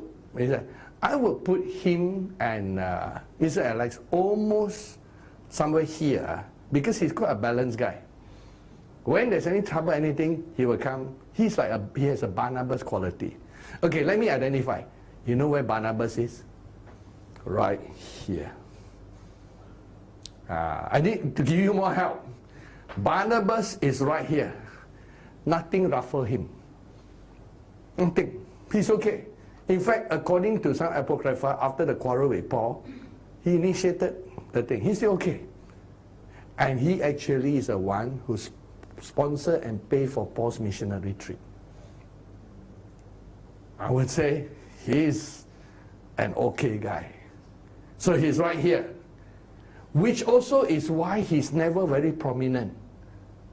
Because he's a guy who enjoys being in the background, pushing others ahead. Barnabas is not the type who look to be. The leaders are formed for people from here. You know, the front man. All people from here. Here's the bull. You know, they charge. You know, you can send them. And so, Barnabas is always here. The people here are not on the extreme. But they're always holding the extremes together. Holding them back. And these are the people you send when there is a crisis. Because everyone can identify with them. So each has their place. Now I only illustrate intellectual versus emotion. There are other areas like love of introvert versus extrovert. That's another survey you need to do. So first is emotional intellect. Second is extrovert introvert. You know where I was? I was right here, which fits nicely with the first chart here too. Completely intellectual. I had no interest in emotional thing. Completely. All through my school years, I was not interested in girls. I had no relationships. My first relationship was in a Baptist seminary. Really here. And so when it comes to introvert, I was here. But that one change, I am now somewhere here, introvert, extrovert. So when I with a group, you will find I will try to talk with those who seldom other people talk. I begin to notice other people. An introvert will just be happy by themselves. And an extrovert, naturally, they will go to everybody. So you got to measure your own introvert, extrovert, intellect, emotional. And here's another third area. You say, well, how many? A lot. It will take us until next Sunday. But, you know, I just give you a few to illustrate. I hope you're taking down notes. Is spiritual, natural. Some people, they cannot even see the ground. Right here. Some people, all they see is down there. And that one need to be balanced. Some people, like prophets and all that, they cannot help it. They have to wear blinkers. Vision, vision, vision. Vision, vision. Vision, vision. Okay. They cannot help. In a natural thing, they're quite bad. Then the deacons. The deacon can see the ground. You know, hey, no, this one cannot, this one cannot. It will disturb, yeah. The deacons. Yeah, they're very practical. They get, hey, this one cannot. Yeah. So they are the grounds and for the logistics. They have that gift to be there. So you have two spiritual, two natural. But then you need people who are natural to put your feet back on the ground. To realize, hey, you can have all those things, but this is where we are now. This is a reality. The other is still hope and faith on the way. But we're going to make a decision based on this. Then they look too much here, they might need to balance on the other side. Because here they might have fear. And look, calculate things in natural, forget to add the spiritual calculation. See the balance. A lot of areas. You have the areas of intellect, emotion, introvert, extrovert, spiritual, natural. All these balances, they are there. And then you have a type personality that I describe as I'm trying to define a word for that. It's not introvert, extrovert is in-looking or out-looking. One who, I got the word. It would be freedom, management. I won't use the word control. See, some people function better when they are managed. And they like to be managed. Please tell me where to go. I'm a sheep. But some people, they don't like to have a yoke on them. You try to yoke them, they rather commit suicide than put a yoke on them. Because they have this, they need that to feel they are themselves. But some people, they can work all their lives under instruction. And they are like the soldier who just loves to take order. And then they get lost when everyone says, oh, you're free to do and think what you want. I've never taught myself much. I never think for myself. I've always been carrying out orders. And they feel helpless. So there's this like desire to be free and desire to be managed. You need someone to manage them. That is an interesting thing too. Because creative people like to be by themselves and be their own boss. And if you want to tell them to do something, you must give them the freedom. They say, okay, tell me what you like to create, but don't tell me what to draw. So the despise say, oh, draw this, then some artists might be happy with that. But the really creative one says, that's it. You have that even in food, right? There are some specialized chef restaurant where you go in, there's no menu. You eat whatever the cook cooks. No choice. You're at the mercy of the cook. But you know that fellow, and this is not cheap. This kind of restaurant, in fact, is the most expensive. Imagine, the most expensive restaurant is one you cannot choose.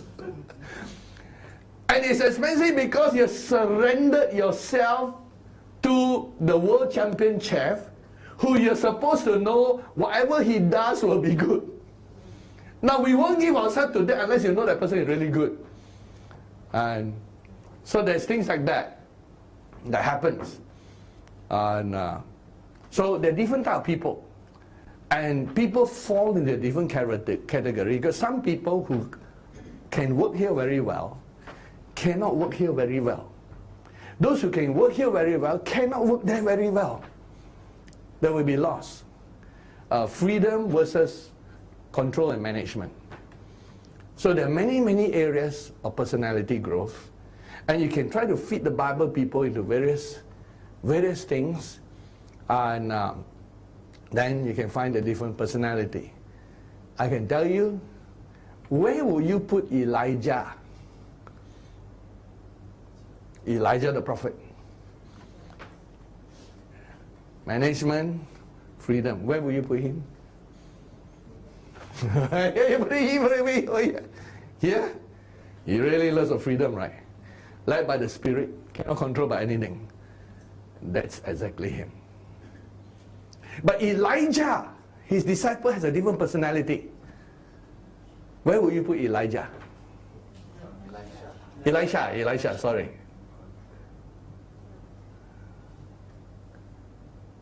Is he like the, born free? Okay, let's give that to Elijah. As free as the wind blows. Elisha? Here? Everybody happy if he's here? Or here? Or here? No. Where would Elisha be? Slightly A bit more here? Yes. But definitely not to that level, right? And notice, you can see his personality. When he was challenged by the sons of the prophet about going out to find Elijah, he allowed it. Correct? He was told, until he was ashamed. Then he allowed a search party to go and look for Elijah. And then he came back and said, I told you so.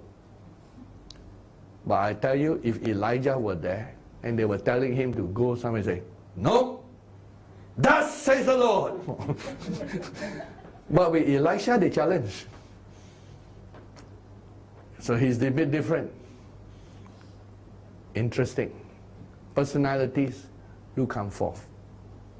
The thing we need to understand is the Holy Spirit is the same, Jesus is the same, the Word of God is the same, the energizing of God is the same, the calling of God is the same, the whole mandate is all the same, the transformation all the same. But God allows each one of us to have some level of personality, rejoice in what God has made you to be, but learn to balance, firstly, yourself. If you're the type who likes this area of freedom, then you might need some experiences or where you let others control, take charge. Which is why you notice during this beginning of this revival, I'm always in charge, always in charge. So when the 7 thunders came forward at this end time, I said, okay, there's someone there in charge, I let go. And then in all the prayer walks and all that, I'm always behind, correct? I never make decision. Never did. I only step in when necessary. But otherwise, I just enjoy the ride. I just enjoy the fact that I'm in this group and I don't have to make decisions. So there is that enjoyment that balances, that one need to balance. And fine. Now if you cannot fit into that shoe, then it's going to be tough. You need to balance in yourself, or you balance by finding friends or partners. And there are soulmates that are your soulmates in male-female thing, but they are mates. Australia we call them mates, but the Bible also call souls. Jonathan and David, what were they? Soulmates friendship. Filial, correct? Now, let's see. What closest animal do you illustrate David with? I'm trying to give you a clue. Lion, okay. What animal do you associate with Jonathan? Meow. No, there were no cats in the Bible. Okay. Jonathan was always willing to surrender to David, even when he was a son. And you see something. He is also brought up by a very, very controlling father, King Saul. He got scolded many times. So you can see King Saul was a controlling guy. And he doesn't mind. He liked David. And they could get along together. So David was a ferocious guy. He's definitely on this side in many areas. Jonathan was a rule-abiding person. Correct. He's always going, surrendering and have someone over him and listening. And that is also why he died. Because the day that David left, I think Jonathan would live, he have left with David. But tradition, he cannot, he's with the father and he's with the all. But even though he realized that David is the chosen one. If he had left with David, he might have lived on as a supporter of David all his life. He died because of King Saul's battle. He go and join. Although he was naturally the son of Saul, he was by soul and spirit the family of David. And then David himself also need to balance. Because as I can say, when you're extreme here, it takes time sometimes to find the balance. So David, when he lost Jonathan, he was literally mourning. He is literally mourning. Because he could not find an expression of his emotion. As a result, you see that David became, as he grew older, quite an emotional guy, especially after Absalom died. Because when you're on this side, David was really not on that side. David would be closer to on this side in whatever way. And his emotions were all over the place after Absalom died, even though Absalom was a really bad guy. The only link was his biology of David. But he's a rotten son. And do all the things against God. Deserve to die. And David became emotional, remember? The whole army cannot rejoice in the victory. Until Job rebuked David. And said, if you're like that, in the end no one will follow you. Which is correct. Because we risk our life. Remember, David was running away. Only the mighty men were protecting his life. Absalom would have killed him without a second thought. The mighty men had risked their life. For David, when you fight in a war, you might be killed. And after risking their life, Just because his son died, who tried to kill him, they protected him from his son who wanted to kill him. It says, no one will follow you if you don't come out and encourage the people. So he put aside his emotions and done that. As a result, David became a more stable man only after he met Bathsheba. But still some things were not fully healed, because Absalom came way after Bathsheba. Where will you put King Solomon? Something wrong with this guy if he has to marry 1,000 women. I would say, this guy needs healing, correct? Something wrong with him. So, okay. Here's a challenge. Category 1, intellect, emotion. Where will you put him? Intellect here. Intellect here. Then, what about all his wives there? He was running experiments.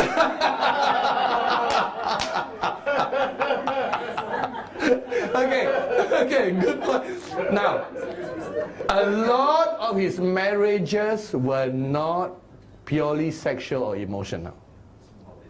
It was political. You know, to an intellectual person, marriage is just a tool. That's how intellectual people think, you know. They take away the emotions, they're like a robot. To a robot, a marriage is just a convenient tool to legalize a political relationship to the advantage of your country. You see, it's all 0,0,0,1,1,1, so you're just calculating advantage or disadvantage. So a lot of his marriages are not that way. They actually have no emotional component. And there was only one that he actually had some connection. Shulamite. Yes, he had only one. Out of 1,000. So don't any one of you try to be Solomon. Out of 1,000, he only found one that was closest to his soulmate. The Shulamite woman. And remember, even when she came into his life, don't know she was what number already. It's mentioned in the book of Solomon. So you imagine he has this number. She don't know what number is there. But he never remained there. So if he had connected properly and ceased and stopped. See, David had several wives, correct? Michal, whom King Saul separated, I'm sure the heart also crushed. And he must have loved her, an emotional tie to her, because to get back the 10 kingdoms, his only demand was, I want Michal back. He was hoping to rediscover young love. But by that time Michal came back, she separated from the husband that King Saul had married her. And the husband, remember, cried all the way. Do you remember the story? I don't know why. He cried all the way. That means he really loved her. And she, you know, she really got suffered 2 brokenness. Then David, when he was back, he also got 2 other wives already. Among them was Abigail, and another one who is not so well known, so the name also I forgot. But when David found Bathsheba, he never married again. You notice. And Bathsheba got several children. So that was the closest. The same. So everyone is balancing in our lives. So there was Solomon. Hey, wait. Solomon, you all put him here. Here, all his life. So he's really intellectual guy. Ignore his emotion. Gone crazy. Now when did he go crazy? When he was old. Because it all accumulate. And he has now a vacuum on the emotional side. So when he wrote Ecclesiastes, he was an old man. Think too much. He think until he said, wow, vanity of vanity, vanity. All of life, vanity, vanity, vanity. Because, oh, his reason, he got no emotion. No more. So he really did not develop his emotional life. To be balanced, you must develop both emotional and intellectual. Then, when it comes to introvert, extrovert, what do you think about him? He's an introvert. Some are saying extrovert. Introvert? Extrovert? His position is to be extrovert. His position is an extrovert, but positional extrovert and personality extrovert is different. See, a lot of people, they do what they do because it's a job. But as a person, introvert is correct, because I think he shut himself out. I think no one, he was close to no one. He's not close to anyone. I don't know how long Bathsheba lived, but he's not close to people at all. So you can tell an extrovert is close, got many friends. Introvert, very few friends. Not counting position. A lot of friendship come because of position, power, or riches. But real friends. Extrovert got a lot of friends on. You know? So you look at Facebook, wow, 1 million, 2 million, 3 million, none of them really friends. For me, I just want a few useful Facebook friends that has some meaning. Don't want everybody, you know. So I'm more on the introvert side, definitely. Yeah, extrovert just love, chatting. Where I got time, you know, to do all those chatting and answering every message and all those things? No. So it's different, which is why a lot of leaders are introvert. They got just a mission and that's it.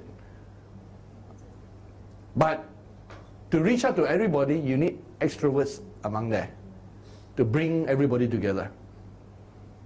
So it's obvious that in our church, we need more extroverts. Wow, something wrong, huh? Attract all the introverts. Like produce like. But when you're extroverts, now, our dear Zoe has that extrovert, outgoing nature. That's her. So, you know, her, and doesn't mean don't have introvert, but means your strength is there. So you put her in any place, she might have a lot of friends. Yeah. I remember, I mean, who else can be invited to a wedding, you know? Well, even the guy who registered you, also be white, right? Under normal circumstances, we don't invite the registrar. So that's her level. And that's why when our church has more extroverts, you find naturally more people keep visiting. But introverts, we just come. I come to be fat. Once in a while I give a call. Hello, are you free? You know, got special occasion. No special occasion, no need to come. No, not really. So we all, you know, that. But enjoy your personality. As if flow with God. You know, in our church we say, you know, when we grow, we just grow. Yeah, we are also not high pressure kind of situation. What? Solomon is introvert, extrovert. Solomon, spiritual or natural? Hey, that one should be easy answer. Yeah, he only think in the natural. In everything political, expansion. One of the reasons he married all his wife is because natural. And you know why he built all the idols? He thought naturally pleasing, forgot spiritual adultery. Spiritual violation of spiritual law. He's definitely on this side. A man who only calculates the natural. That's why 1,000 people, 1,000 women. Right? Impractical also. Right? You definitely don't know them. You can say, hey Solomon, do you know all the names of your wife by heart? What do you think his answer? Say, no, I don't know who is who. I don't know, that one is that one. What?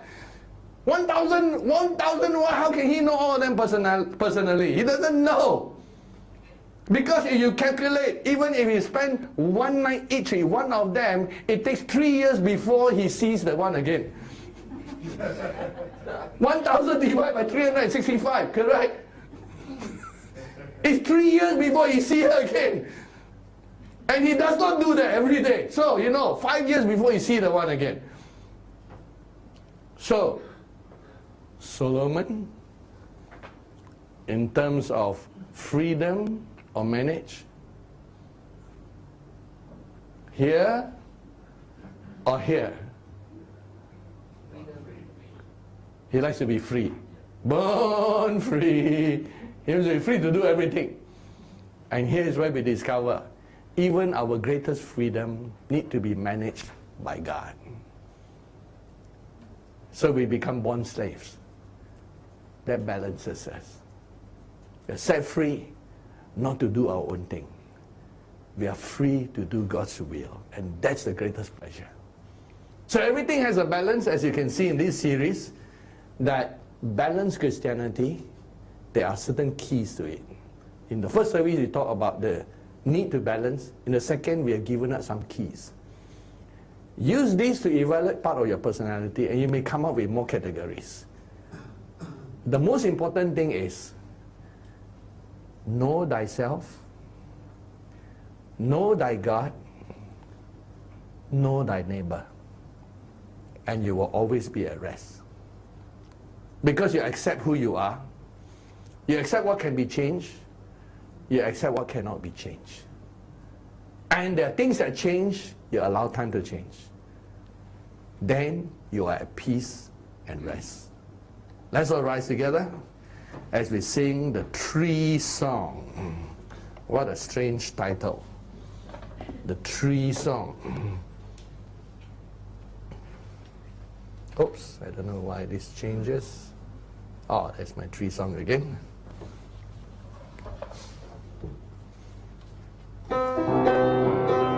Lift up your hands to the Lord. We're going to pray for all you trees of righteousness. Father, I stretch forth your hand over each one.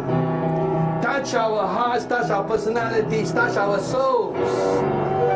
And help us, Lord, to unite together, to understand one another, to understand ourselves, to understand you and how you created us, to be the eye, the leg, the ears, the nose, to be whatever you made us to be.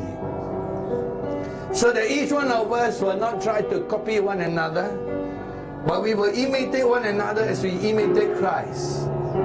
But within ourselves we will find true reality and true rest, so that we will be comfortable in who we are in you. And as each one of us find our place in you,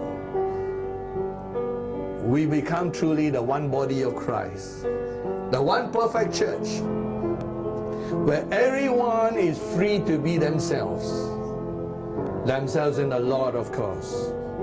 So touch, heal, mold, make us into what you want us to be, so that we are the garden you plant, trees of righteousness that reveal the glory of the Lord. We are like diamonds showing different facets of God in us, that we can reveal the fullness of Christ. Thank you, Father God. In Jesus' name, amen. Amen. Give Jesus a good clap of offering. God bless you. Amen.